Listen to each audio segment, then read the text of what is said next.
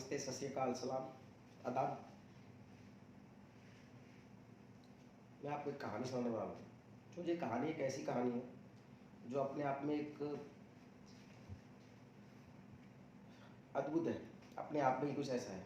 ज़्यादातर लोग इंडिया में बोलते हैं कि इंसाफ नहीं हो पाता, जहाँ काफ़ी टाइम लंबा टाइम लोगों को कोर्ट कचहरी के चक्कर लगाने पड़ते हैं। बहुत सारी चीज़ें ऐसी हैं, न्यायपालिका ऐसी है, क्योंकि बहुत सारे केस पेंडिंग हैं। लेकिन ये एक ऐसी कहानी है कि बड़े के बड़े हाई फाई लेवल पे, और आज तक मैं ऐसी कहानी कभी पढ़ा नहीं, उसे सुना भी नहीं कभी कि दूसरी कहानी कभी ऐसी कोई हो।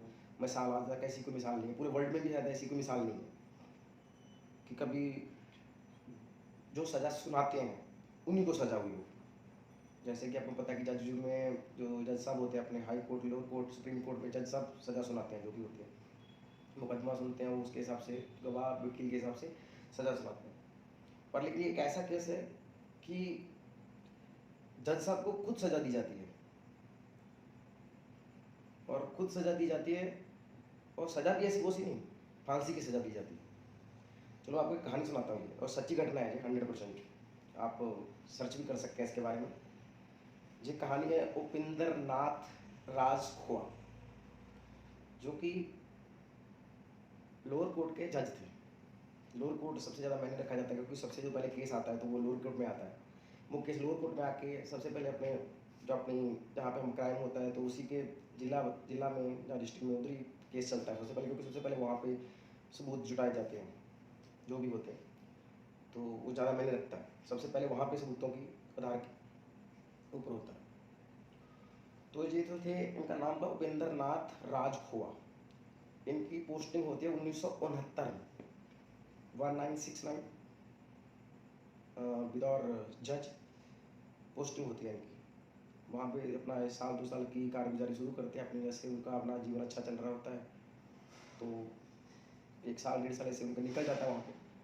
लेकिन उसके बाद उनका एक रिटायरमेंट का दिन आता है, 2 फरवरी 1970 उनकी रिटायरमेंट का दिन आता है। रिटायरमेंट का दिन आता है जैसे, तो जाहिर सी बात है, हंसी खुशी सब बच्चे भी आए हुए थे सब लोग। तो उनके 3 बेटियां थी, 3 बेटियां और एक पत्नी, 3 बेटियां और एक बेटी थी। बीवी का नाम था तुलसी राजखोआ, और पहली बेटी का नाम था निर्मला, दूसरी बेटी का नाम था जोनाली, तीसरी का नाम था रूपाली। निर्मला, जोनाली, रूपाली तीनों की तीनों स्टडी करती थी गुवाहाटी में। हालांकि जज साहब का घर गुवाहाटी में भी था। तो 2 फरवरी 1970 में इनका रिटायरमेंट का दिन होता है, सब आए होते हैं, हंसी मजाक से सब ये दिन निकल जाते हैं। तो ऐसे करते करते उधर एक उनको जो कमरा था जो जज का होता है, और इतने बड़े लेवल पे, तो जो उन्होंने जो पोस्ट रिटायरमेंट के बाद में भी वो बंगला खाली नहीं करवाया था जहाँ पे जज साहब रह रहे थे। तो उन्होंने 1 महीने का उनको टाइम दिया कि कोई बात नहीं, आप कर दीजिए, तब तक जब आपकी रिटायरमेंट हो जाती है तो वो उधर ही रहते हैं। तो उनके घर पे बाहर में शहर में एक पूजा होती है, वहाँ पे मेला वगैरह लगता है आसाम में माता की।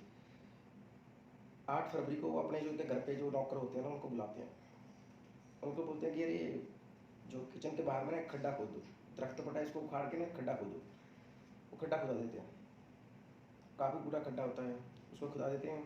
तो बोले मालिक, नौकर पूछते हैं सर क्यों? वो बोलते हैं कि कोई और जज आएगा तो ये याद की तौर पे मेरे को याद रखेगा, यहाँ पे कोई अच्छा प्लांट लगाएंगे, पौधे फल बूटे पेड़ का, कोई और जज आएगा तो मेरे को याद रखेगा। ऐसा उन्होंने बोल के डॉक्टर ने बोला ठीक है सर। उन्होंने खड्डा खोद दिया।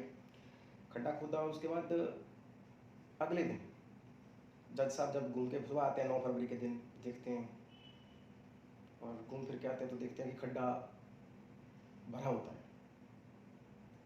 तो जज साहब को बहुत गुस्सा आता है कि ये खड्डा क्यों खुदा। उन्होंने बुलाते हैं नौकर को, बोले कि मालिक ने बोला था कि खड्डा भर दो तो मैं भर दिया। बोले नहीं, दोबारा खोदो। खड्डे को दोबारा खुदाते हैं। ऐसे ही जो खड्डा खोदते हैं उसी कुछ देर के बाद वो किचन की तरफ घूमने जाते हैं। किचन की बैक साइड में एक पेड़ था, वो बोलते हैं इस पेड़ को भी उखाड़ो, इस पेड़ को भी उखाड़ के छोड़ दो। तो उन्हें पेड़ उखाड़ते हैं, वो भी छुड़वाते हैं कि जो इधर खड्डा खोद के छोड़ दिया। ऐसे करते उनकी जो बच्चियाँ होती हैं, 2 बेटियाँ गुवाहाटी पढ़ने के लिए 9 फरवरी को चली जाती हैं। और रात में 10 फरवरी को लेके वो जब पूजा पाजा करते हैं, पूजा लेकर उनको दोनों माँ बेटी और जज साहब अपने 3 आदमी थे। जी रात को घूमने आते हैं, घूम के आते हैं तो आके घर बैठे आराम से बैठ के अपना खाना पीना खाए, नौकर शौकर सब अपने घर चले गए, तो जज साहब भी आराम से लेट गए। जज साहब भी आराम से सबसे लेट गए। जैसे ही सुबह होती है, नौकर आए घर पे, तो जज साहब अपनी एक्सरसाइज वगैरह कर रहे थे। नौकर आए, बोले नमस्ते, तो बोले फिर मैडम और वो कहाँ है? तो जज साहब ने बोला कि कोई रिश्तेदारी में तबीयत खराब हो गई थी, वो लोग उधर चले गए, सुबह उनको अर्जेंट में जल्दी जाना पड़ा, वो इसके कारण चले गए। उनको फ़ोन आया था कोई दिल्ली वगैरह से, तो वो बोलते हैं, नौकर बोलते हैं ठीक है, रात में उनको डाउट होता है उनको, लेकिन वो बोले कि रात में भी कोई ऐसा था, तो लेकिन वो ज़्यादा ध्यान नहीं देते क्योंकि इतने बड़े लेवल के आदमी हैं, इतने हाई फाई आदमी हैं, तो उनको बोलते हैं कि ठीक है, तो भाई बात आई गई हो जाती है। ऐसे ही जब वो पीछे जाके देखता है तो खड्डा भरा होता है, तो उसके ऊपर कोई प्लाट भी नहीं लगा होता, कुछ भी नहीं होता। तो फिर वो जाके देखता है कि किचन वाले पीछे जाके देखता है, तो किचन वाली पीछे वाली साइड में से बाथरूम पास में था उसके किचन के, तो कुछ लाल कलर का पानी के साथ में बह रहा होता है, तो उसको डाउट होता है। तो उधर जाके वो जब नौकर दौड़ के जाता है, उसे पीछे से जाके देखता है, तो देखता है जज साहब कपड़े धो रहे होते हैं। तो उसको और डाउट होता है कि यार आज तक तो कभी देखा नहीं मैं कपड़े धोते हुए जज साहब को किसी भी और चीज़ के लिए। तो वो फिर से सोचता है मन में कि कोई दरी वगैरह धो रहे होंगे, अभी रिटायर हुए हैं तो उनको लग रहा हो कि हाथ पाँव चल रहे हैं, अभी थोड़ा बहुत काम कर लेते हैं, तो ज़्यादातर ध्यान नहीं देता वो नौकर भी। जयप्रकाश नाम था उसका। तो उसने भी सोचा, ध्यान नहीं दिया, वो बात आई गई हो जाती है। ऐसे ही करके 2-4 दिन और गुजरते हैं। तो वो तो जो बेटियां पढ़ रही थी 14 फरवरी को, जो बेटियां अपनी पढ़ रही थी गुवाहाटी में, सॉरी, तो उनको फ़ोन किया जाता है गुवाहाटी में 14 फरवरी को कि इनको भेज दीजिए, हमको कहीं ना कहीं दिल्ली जाना पड़ेगा, अर्जेंट है, कुछ ऐसा ऐसा करके रिश्तेदारी में तबीयत खराब है, हमको अर्जेंट में निकलना पड़ेगा, इसकी माँ और दूसरी लड़की वो भी वहीं पे हैं, हमें जाना पड़ेगा, ज़रूरी है। तो रिश्तेदार बहुत बोलते हैं, एग्ज़ाम चल रहे होते हैं बेटियों के, बोले कि नहीं नहीं ऐसा तो जज साहब के सामने बोलते नहीं ज़्यादा, बोले ठीक है अगर बुला रहे तो 25 फरवरी को वो लड़कियाँ आती हैं बस स्टैंड पे शाम पे, और जज साहब लेने भी खुद ही जाते हैं। उस टाइम पे उनको घर मिला हुआ था, तो गाड़ी भी जाहिर है की बात मिली हुई थी,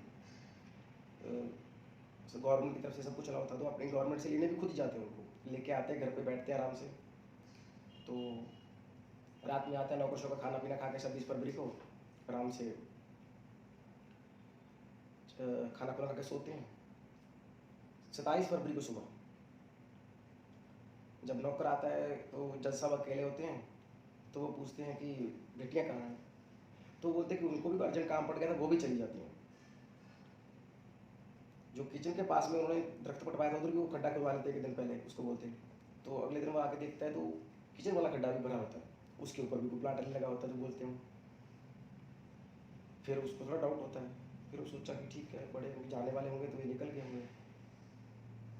तो जज साहब को बोल के ठीक है, जज साहब ऐसे ऐसे करके जब ये बात आएगी हो जाती है, खाना पीना खाते हैं अपना, तो नौकर को तो इतना होता है कि मैडम भी और बेटी भी चली गई, अब ये भी चले गए, तो ये चले जाते हैं। तो बात आई गई हो जाती है, ऐसे ही करके चलता जाता है। मार्च निकल जाता है पूरे का पूरा। तो एक दूसरी कहानी इसमें ऐड हो जाती है कि जो मैडम थी अपनी, जज साहब की वाइफ खोआ, तो उनका जो भाई था वो डीजीपी था उधर एरिया का, डीजीपी के थे। तो उन्होंने सोचा कि बच्चियों का कभी और बहन का कभी फ़ोन नहीं आया आज तक, ऐसा क्या हो गया कि बात ही नहीं हो पा रही आजकल। तो वो जब बात करने के लिए बात करते कि बात नहीं हो पा रही, तो फ़ोन फान लगाते हैं, उनको कोई कुछ पता नहीं चलता। तो वो छुट्टी लेके अपनी निकलते हैं वहाँ से, तो वो आते हैं जज घर के अपने जहाँ पे रहते थे जज साहब, वो तो वहाँ से चले जा चुके थे क्योंकि छोड़ के सब कुछ। तो दूसरे जज साहब आते हैं, उनसे बातचीत करते थे, वो बोलते कि नहीं यहाँ पे तो वो चले गए हैं, ऐसे ऐसे करके बात है। तो इसी बीच में जज साहब उधर गुवाहाटी में आए। गुवाहाटी में तो उनका जो ये था जयप्रकाश था जिसका मैं बात कर रहा था, जो उनका उधर लोअर कोर्ट के नीचे भी काम देखता था और नौकर था, इधर घर पे भी काम देखता था वो। तो वो इनको सिलिकॉन में जज साहब को मिलता है, सिलिकॉन में गुवाहाटी में। उसका नाम था, जिनका नए जज साहब थे, तो उनको बताते हैं कि वो तो जज साहब चले गए, उनका नाम था मिस्टर एन के चौधरी, मिस्टर एन के चौधरी उनका नाम था। तो वो उनको बताते हैं कि वो तो चले गए हैं, तो वो जाते हैं, उनको कुछ दूर से पता लगता है, तो वो थोड़े बहुत हो ही जाता है जाहिर। कि 2-3 महीने हो गए कहीं ना बेटियों का फ़ोन ना जज साहब का फ़ोन, कहीं कोई ऐसी दुर्घटना ना घट गई हो। तो वो सिलीगुड़ी में जाते हैं, तो उनको पता चलता है, तो उधर जाके वो जयप्रकाश से मिलते हैं। तो जज साहब उससे पहले मिल के गए, वो थे जयप्रकाश को, बोले कि मैं कि पास में कोई होटल में रह रहा हूँ। तो बोले, उन जज साहब को नॉट होटल का नाम बता देता है वो। जज साहब उसको बोलते हैं किसी को बोलना नहीं, बताना नहीं किसी को। तो जयप्रकाश बोलता है ठीक है सर। उसने कभी किसी को बोला। जब ये डीजीपी साहब आए अपने उसके जयप्रकाश के पास गुवाहाटी, क्योंकि उनको पता था कि इधर रह रहे हैं, तो उनका घर था, घर रेंट पे था। तो अपने घर के रहने के बजाय जज साहब होटल में रह रहे थे लगातार 15-20 दिन से। तो जब डीजीपी साहब को आए, उन्होंने जयप्रकाश को पास में गए, तो जयप्रकाश एक राज खोल देता है कि सर मैडम तो काफ़ी टाइम पहले के चले गए थे, तो जज साहब इधर ही अभी मेरे को थोड़ी देर पहले मिले थे, तो बोले कि इधर मैं गुवाहाटी में इधर कहीं ये वाला होटल का नाम वगैरह बताता है उनको कि ये वाले होटल में वो रह रहे हैं। तो उसके पास में जाता है वो, तो होटल में जब बोलते हैं कि उधर रह रहे हैं, तो होटल में चले जाते हैं। जब जाके देखते हैं तो दरवाज़ा खोलते हैं आगे से जाके, तो जज साहब हैदराबाद की उनका साला जी आए हैं डीजीपी, उनको देख के वो छौंक जाते एकदम कि ये कहाँ से है। तो अंदर जाते हैं, बातचीत होती है, तो उनको पूछते हैं कि बहन और वो कहाँ पे, पहले इधर उधर की कहानियाँ सुनाते हैं कि वो दिल्ली में है, ऐसा वैसा जो भी था। तो जज साहब को ऊपर यकीन नहीं आता। तो थोड़ा जब डीजीपी साहब को पता लगता है ऐसे वैसे करके, वो थोड़ा अपना फ़ोन करके स्टेशन वाली पुलिस को आसपास में बुला लेते हैं उनको, क्योंकि ये इतने बड़े लेवल की बात है, कोई ऐसे भी पुलिस ऐसे हाथ नहीं डालती इतने बड़े लेवल पे, क्योंकि जज साहब का केस है। तो जब वो बुला लेते हैं, तो वो जज साहब को कहते हैं कि मैं तुम्हें कुछ बताना चाहता हूँ, पर मैं तुम्हें बताऊँगा तो मैं लिख के बताऊँगा, पर मैं तुम्हें ऐसे नहीं बताऊँगा कि क्या करना है। जज साहब को जो बोले कि मैं लिख के बताऊँगा, तो जज साहब बोले ठीक है। ओह सॉरी, जज साहब ने उनको बोला अपने डीजीपी साहब को, तो पेपर पे लिख के बताते हैं कि जो आपकी, मैं जा रहा था सुबह, इनका सीढ़ियों से देख के सिर फिसल गया, वाइफ का अपनी का उनकी डेथ हो गई। तो जो बेटी थी, बेटी आई तो बेटी भी हो गई थी, तो उनका भी सिर उसके जो सपना नजूर भाई अपनी माँ की डेथ देख के, तो वो भी मर गई। मतलब कि जाहिर सी बात है कि अंदर से वो आ रही थी, तो उनका पैर फिसला, सीढ़ियों पे लगा, जो उनकी वाइफ थी उनकी डेथ हो गई। और बेटी उस डेथ को देख के, तो बेटी ये सपना झेल ना सकी, तो बेटी की भी डेथ हो गई। तो बोले मैं इन दोनों को उठा के, पास में कोई नदी बहती थी उधर अपने सामने, तो बोले मैं उनकी लाश को उनमें बहा दिया। बोले ऐसा, उन्होंने बोला कि अच्छा। तो बोले फिर मैं, तो दूसरी बेटियां, दो जो बेटियां डीसी बोले कि वो कहाँ है।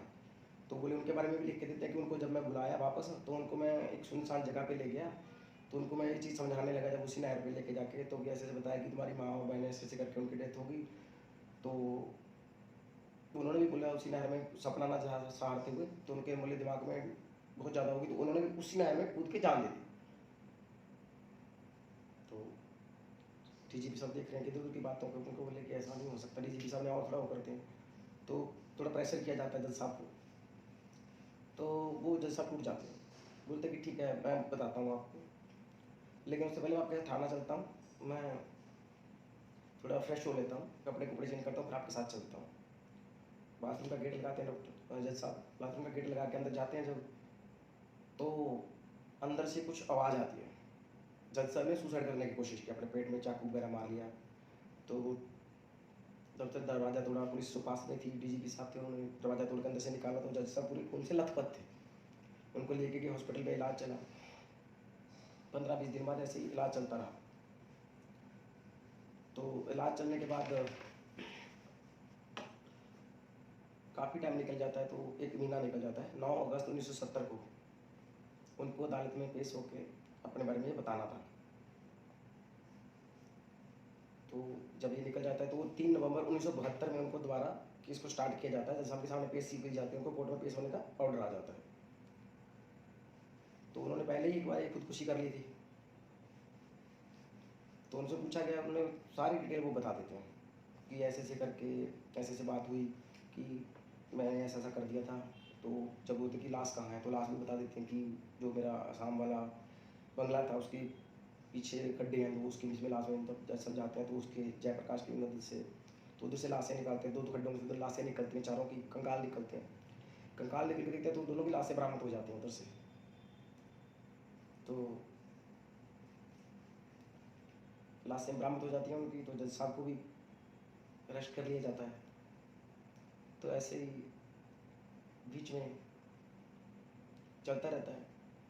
तो जज साहब को जब उधर पेट में कोर्ट में पेश किया जाता है, तो कोर्ट में उनको पेश किया जाता है। तो उन्होंने क्या किया ना, आगे जाके जज साहब को जब पकड़े जाते सारे राज खुल जाते हैं उनके। तो जज साहब को पूछा जाता है कि आखिर आपने कत्ल किया क्यों? तो जज साहब कोई रिप्लाई नहीं देते इस बात पे, कोई बताना नहीं चाहते कुछ भी। तो ऐसे ही जब उनको कोर्ट में उनकी पेशी हो रही होती है जज साहब की, तो जज साहब क्या करते हैं ना, एक बार फिर अपने आप को सुसाइड करने की कोशिश करते हैं, अपने आप को ख़त्म करने की कोशिश करते हैं। तो जैसे ही पुलिस ने उनको फिर दोबारा संभाला, ठीक किया, वैसे ही वापस किया।